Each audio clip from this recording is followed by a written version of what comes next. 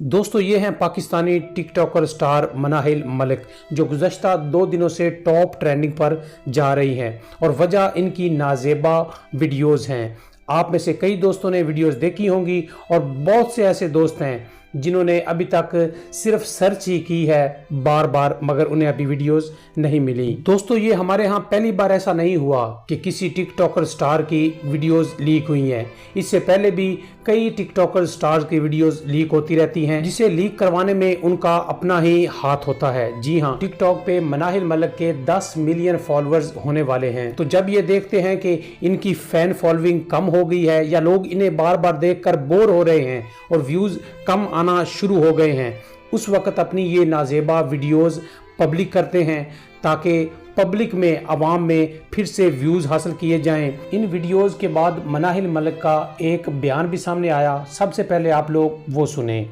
अस्सलाम वालेकुम एवरीवन, मैं मनाहिल मलिक आज आप लोगों से मुखातिब हूँ। आज मेरी कुछ वीडियोस, नाजेबा वीडियोस आप लोगों के सामने आई होंगी जो कि एडिट की हुई और फेक हैं।